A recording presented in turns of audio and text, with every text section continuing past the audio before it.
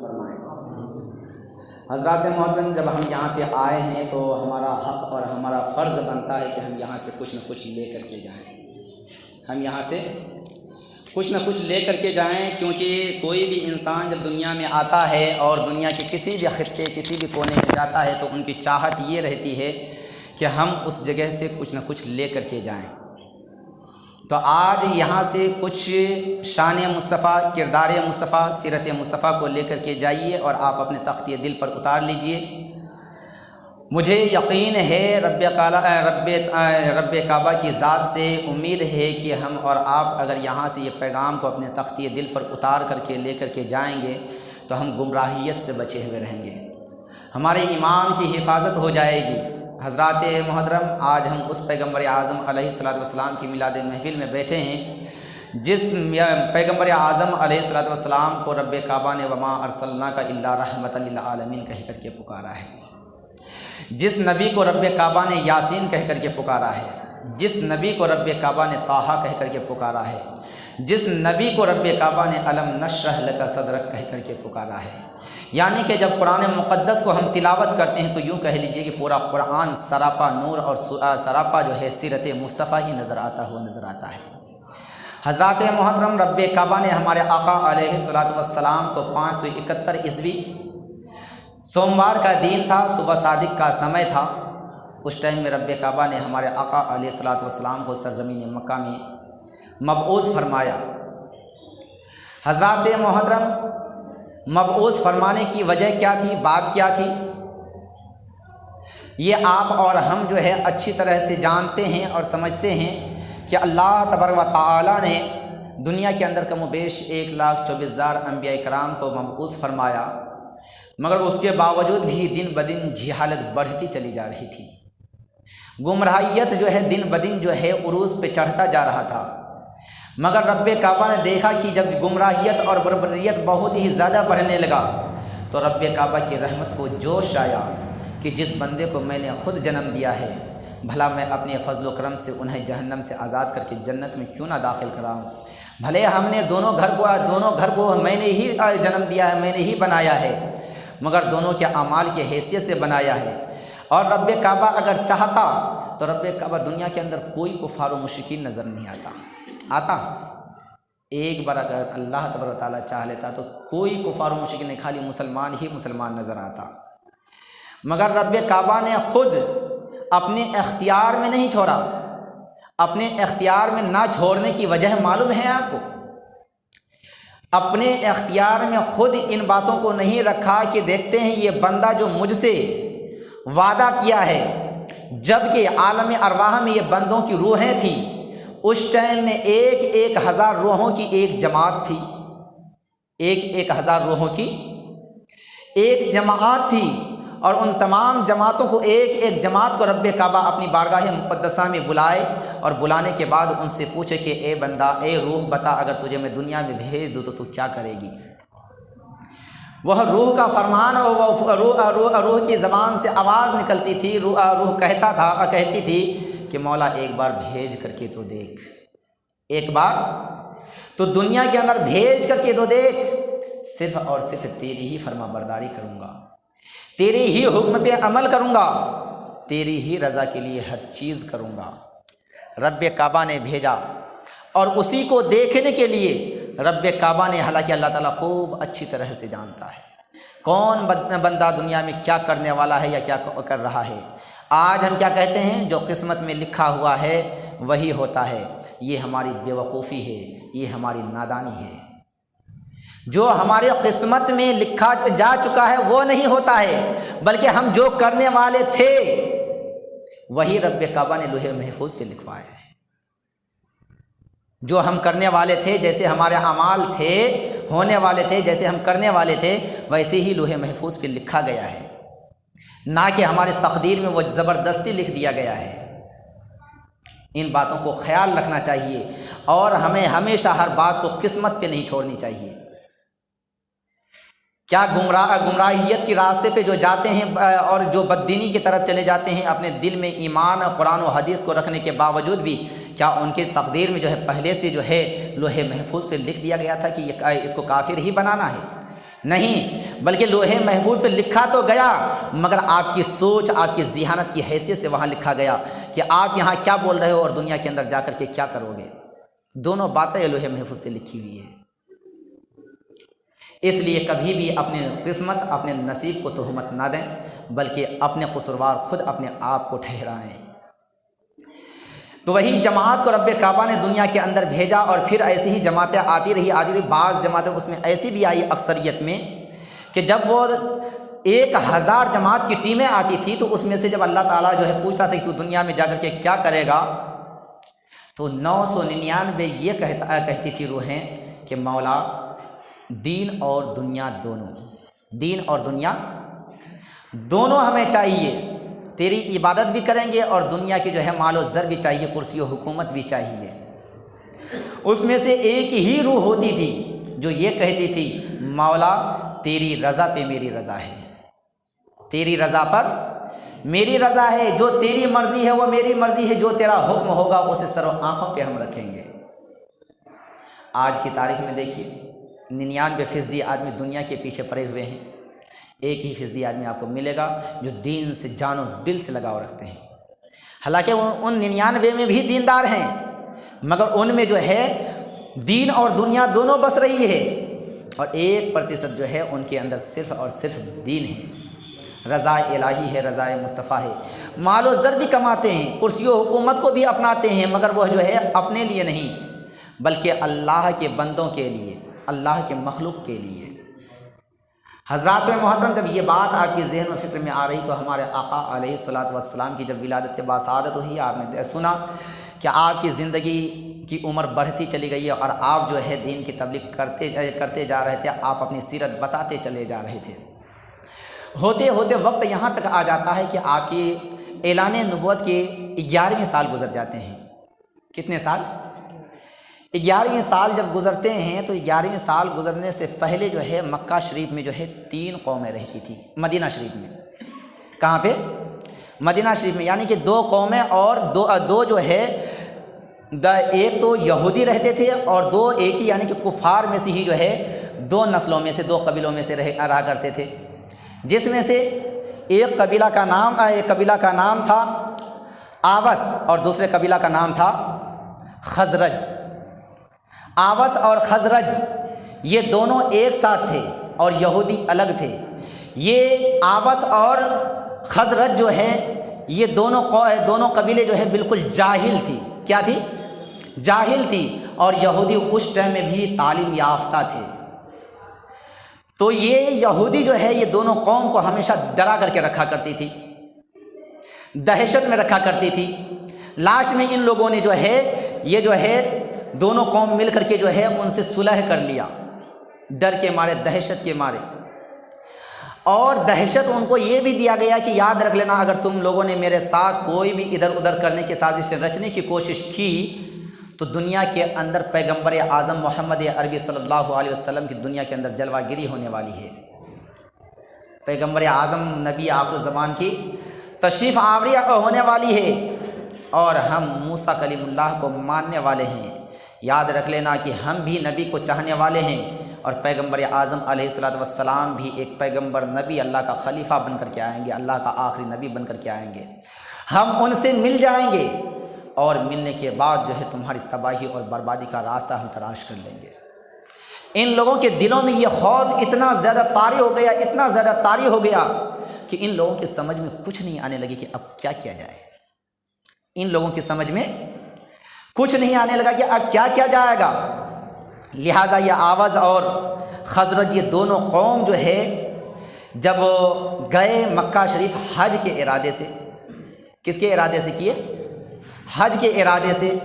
تو ہمارے آقا علیہ الصلوۃ والسلام ہر سال حج کے موقع پر مینا شریف میں جا کر کے جو ہے اپنے اعلان نبوت بھی فرمایا کرتے تھے، اعلان اور نبوت کا چرچا بھی کرتے تھے، اور اللہ کی وحدانیت کا اعلان بھی کرتے تھے۔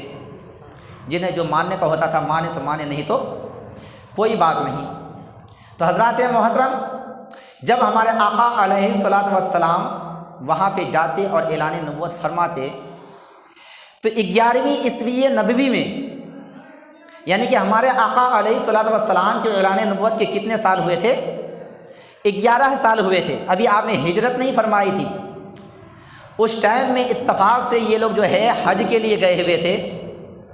جب حج کے لیے گئے تھے تو ان میں سے ان دونوں قبیلوں میں سے 5 آدمی تھے۔ کتنے آدمی تھے؟ 5 آدمی تھے۔ جب انہوں نے مینا کی سرزمین پہ جو ہے ایک بلندی پہ چڑھ کر کے ہمارے آقا علیہ الصلوۃ والسلام یہ اعلان فرما رہے تھے کہ اے حج میں آنے والوں، اے ڈگر سے آنے والوں، اللہ رب کعبہ کی عبادت کی حیثیت سے، اللہ رب کعبہ کے فرض کی ادائیگی کی حیثیت سے آنے والوں، میں اللہ کا ایک نبی بن کر کے آیا ہوں، آخری پیغمبر محمد صلی اللہ علیہ وسلم بن کر کے آیا ہوں، اور میں تمہیں دین کی دعوت دیتا ہوں کہ تم ایک اللہ کی عبادت کرو اور مجھ محمد کو اللہ کا جو ہے آخری پیغمبر مانو۔ وہ یہودیوں نے جو ان دونوں قوموں کو جو بتایا تھا، جتنی سیرتوں کو بتایا تھا، جو سیرتیں بتا کر کے ڈر دلایا تھا کہ ہم جو ہے ان کے ساتھ مل کر کے تمہاری تباہی اور بربادی کے باعث بن جائیں گے، تو وہ ساری باتیں سرکار کی جو ہے جسم اطہر میں، زبان مبارک میں، صورت انور میں جو ہے دیکھا کہ ساری باتیں پائی جا رہی ہے۔ یہ دونوں قبیلہ والوں میں سے جو ہے 5 آدمی جو تھے، یہ پانچوں کے پانچوں جو ہے سرکار کے جو ہے قدم نازنین پہ اپنے قدم کو رکھ کر کے ایمان سے مشرف ہو جاتے ہیں، مسلمان ہو جاتے ہیں، اور یہ اپنے قوموں کو جا کر کے وہاں پہ مدینہ شریف میں جو ہے ساری باتیں بتاتے ہیں کہ یہ یہودی جو کہہ رہا تھا کہ محمد عربی دنیا کے اندر جنم لینے والے ہیں، یہ جو کہہ رہا تھا کہ ہم ان کے ساتھ مل کر کے اور ہماری بہت موٹی مضبوط طاقت ہو جائے گی، پھر ہم تم کو تباہ و برباد کریں گے، تو اب دیکھو یہاں پہ موقع ہے، اسے اب تک خبر نہیں ہے۔ یہ دونوں قبیلے والے کیا کہہ رہے ہیں، وہ 5 شخص، کہ انہیں اب تک خبر یہودی کو نہیں ہے، لہٰذا اب ہمارے لیے بہتر ہے، بھلائی ہے کہ ہمیں جلدی سے جو ہے محمد عربی کے قدموں پہ اپنے سر کو رکھ کر کے محمد عربی کے ہاتھوں پہ ہاتھ دے کر کے ان کے جو ہے ان کے ساتھ جو ہے مل جانا چاہیے، ایمان سے بامشرف ہو جانا چاہیے، تاکہ ہماری طاقت مضبوط ہو جائے گی اور ہمیں جو ہے ان سے لڑنے میں آسانی ہو جائے گی۔ یہ بات ہوئی اگلے سال، یعنی کہ ہمارے آقا علیہ الصلوۃ والسلام کے اعلان نبوت کے 12ویں سال، ابھی ہجرت نہیں فرمائے ہیں، 12ویں سال جو ہے یہ لوگ جو ہے 12 آدمی جاتے ہیں۔ کتنے آدمی جاتے ہیں؟ 12 آدمی جاتے ہیں قبیلوں میں سے، اور 12 کے 12 جو ہے سرکار کی جو ہے سرکار کائنات صلی اللہ علیہ وسلم پھر پچھلے سال کی طرح جو ہے پھر مینا کی سرزمین پہ جا کر کے اور وہاں پہ جو ہے اعلان نبوت فرما رہے ہیں، اللہ کی وحدانیت کا اعلان کر رہے ہیں، اور اپنے آقا علیہ الصلوۃ والسلام اپنی رسالت کے جو ہے اعلان کر رہے ہیں، چرچا کر رہے ہیں کہ میں اللہ کی طرف سے خلیفہ نبی بن کر کے آیا ہوں۔ ان سبوں نے ایمان لے آیا، وہ 12 کے 12 نے ایمان لے آیا۔ ایمان لانے کے بعد اب ان لوگوں کے دلوں میں ایک بات آئی کہ ہم لوگ تو جاہل ہیں، اب کیا ہوگا؟ ان لوگوں نے آپس میں مشورہ کیا، اور مشورہ کرنے کے بعد جو ہے کہا یا رسول اللہ صلی اللہ علیہ وسلم، ہماری قوم جو ہے، ہمارے قبیلے تو بالکل جاہل گنوار ہے، ہمارے اوپر یہودی حاوی ہوتا جا رہا ہے، لہٰذا آپ جو ہیں آپ اپنے سچے غلام کو، معلم کو میرے ساتھ بھیجیے۔ کس کو بھیجیے؟ معلم کو، عالم کو بھیجیے۔ جب ہمارے آقا علیہ الصلوۃ والسلام نے جو ہے حضرت مصعب رضی اللہ تعالیٰ عنہ کو ان تمام جو ہے مدینہ شریف والوں کے ساتھ میں بھیجا، بھیجنے کے بعد وہاں پہ وہ جو ہے دین کی تبلیغ کرتے رہے، دین کا پیغام دیتے رہو، اور رفتہ برفتہ جو ہے آدمی ایمان میں، اسلام میں داخل ہوتے رہے۔ اسی درمیان پھر سن ہجری 13 آ جاتی ہے۔ 13 ہجری سن میں جو ہے مدینہ شریف سے آنے والے حضرات میں سے 72 آدمی ایمان لاتے ہیں سرکار کے ہاتھ مبارک پر۔ کتنے آدمی لاتے ہیں ایمان؟ 72 آدمی لاتے ہیں۔ جب 72 آدمی ایمان لے آتے ہیں تو وہاں پہ بات جو ہے بہت جو ہے گمبھیر سوالات ہو جاتے ہیں۔ کیا ہوتے ہیں سوال؟ جو ہے سرکار کائنات صلی اللہ تعالی علیہ وسلم کی بارگاہ مقدسہ میں جو ہے ایک بہت اہم سوال رکھا جاتا ہے۔ یہ معلم کے بارے میں بتانے کے بعد جو ہے یہ لوگ جو ہے معلم کا طلبگار تو ہو جاتے ہیں، اور ساتھ میں یہ 72 آدمی جو آتے ہیں ان کا سوال ہو جاتا ہے کہ سرکار آپ ہمارے ساتھ ہو جائیں۔ کیا سوال ہوتا ہے؟ کہ یا رسول اللہ صلی اللہ علیہ وسلم آپ ہمارے ساتھ مدینہ شریف میں چلیے، 13 सन हिजरी में ईस्वी में सरकार कायनात सल्लल्लाहु ताला अलैहि वसल्लम के जो चचा हैं हज़रत अब्बास बिन अब्दुल मुत्तलिब, ये ईमान नहीं लाए थे। ये ईमान उस टाइम में नहीं लाए थे। उस टाइम में जो है हज़रत अब्बास रज़ी अल्लाह ताला अन्हो वो जो है मदीना शरीफ से आने वाले ज़ायरीन से कह रहे हैं कि ए मदीना शरीफ से आने वालों, एक बात को याद रखना, तुम जाने के लिए तो कह रहे हो, भले हमने ईमान नहीं लाया है, मगर मोहम्मद को हमने बड़े प्यार से पाला है। मोहम्मद को हमने बहुत प्यार से पाला है, पोसा है, परवरिश किया है। इनके ऊपर कभी भी हमने तकलीफ़ को बर्दाश्त नहीं किया है, हमसे तकलीफ़ बर्दाश्त नहीं हुई है। कहीं ऐसा ना हो जाए कि तुम इनको ले जा करके और वहाँ पे जो है इनके साथ धोखेबाजी कर दो, और जो है अगर ले करके जाना चाहते हो तो फिर पूरी ज़िंदगी साथ में रखने का वादा करो, पूरी ज़िंदगी साथ में रखने का वादा करो। तो जब ये बातें चल रही थी तो उस टाइम में जो है ये सारी बातें होते होते जो है होता क्या है कि वहाँ पे जो है बात यहाँ तक आ जाती है कि सब चुप होकर के जो है सुनते रहते हैं। जब ये बातें सब सुनते रहते हैं तो वहाँ पे जो है एक आदमी है जिनका नाम है जाव बिन साइद। वो कहते हैं कि हम बहादुर हैं। क्या हैं हम? बहादुर हैं। हम वफादारी को निभाने वालों में से हैं, गद्दारी करने वालों में से नहीं हैं। फिर दोबारा हज़रत अब्बास रज़ियल्लाहु ताला अन्हु इन बातों को जब लौटाते हैं तो फिर वहाँ पे जो है दोबारा जो है ये हज़रत बरा बिन आज़िब रज़ियल्लाहु ताला अन्हु कहते हैं कि हम बहादुर हैं, हम जो है जिनसे वादा करते हैं तो उसको वफ़ा करते हैं, हम जान दे सकते हैं मगर मोहम्मद अरबी के ऊपर आँच आने नहीं देंगे। जब फिर हज़रत अब्बास रज़ियल्लाहु ताला अन्हु ने इन बातों पे फिर दोबारा एतराज़ किया तो वहाँ पे जो है हज़रत अबुल हैसम रज़ियल्लाहु ताला अन्हु वो भी थोड़ा सा गुस्से के अंदाज़ में जो है जलाल में आ जाते हैं। कहते हैं कि ए मोहम्मद, कभी ऐसा तो नहीं होगा, ए मोहम्मद अरबी सल्लल्लाहु ताला अलैहि वसल्लम, कभी ऐसा तो नहीं होगा जब आप मदीना शरीफ हमारे साथ में जाओगे, वहाँ पे जब हमारे साथ में रह करके आप अपने दीन की तबलीग करके और अपने आप को मजबूत हो जाओगे, ताकतवर हो जाओगे। कहीं ऐसा तो नहीं है कि वो जो यहूदी हैं, मेरे मुखालिफ हैं, यहूदी यहाँ से जाते ही हमारा दुश्मन, जानी दुश्मन और माली दुश्मन दोनों बन जाएगा। कहीं ऐसा तो नहीं है कि बाद में जब आपकी ताकत बढ़ने लगेगी, आपके कौम की तादाद बढ़ने लगेगी, आपके साथ देने वाले बहुत ज़्यादा हो जाएंगे, तो कहीं ऐसा तो नहीं है कि आप मेरे दुश्मन के साथ मिल जाएंगे, मेरे दुश्मन के साथ मिल जाएंगे। जब ये बात जो है सरकार कायनात सल्लल्लाहु ताला अलैहि वसल्लम अबुल हैसम रज़ियल्लाहु ताला अन्हु की ज़बान मुबारक से सुनी तो सरकार जो है तबस्सुम फरमाया, मुस्कुराया। क्या किया? मुस्कुराया। सरकार ने फरमाया कि ए अबुल हैसम, जो तुम्हारा दुश्मन वो मेरा दुश्मन, जो तुम्हारा दुश्मन वो मेरा दुश्मन, जो तुम्हारा दोस्त वो मेरा दोस्त। लिहाजा कभी ऐसा नहीं हो सकता है कि तुम्हारे ऊपर कोई जुल्म और सितम हो और मैं देखता रह जाऊं। कभी ऐसा नहीं हो सकता कि मैं यहूदियों के साथ मिल करके और मैं अपने भाइयों के साथ जो है किए हुए वादे की वफ़ादारी के बजाय मैं गद्दारी करूं। अल्लाह तबारक व तआला ने मुझे वफ़ादारी करने के लिए भेजा है, ना कि गद्दारी करने के लिए भेजा है। लिहाजा ए अबुल हैसम, किसी भी सूरत हाल में मैं तुम्हारा साथ नहीं छोड़ूंगा, मगर ख्याल रहे कहीं अपने तुम माल और दौलत के नशे में आकर के तुम हक़ को ना भूल जाना। माल और दौलत के नशे में आकर के अपनी ताकत को मजबूत करने के बाद जो है कहीं इन तमाम बातों को ना भूल जाना।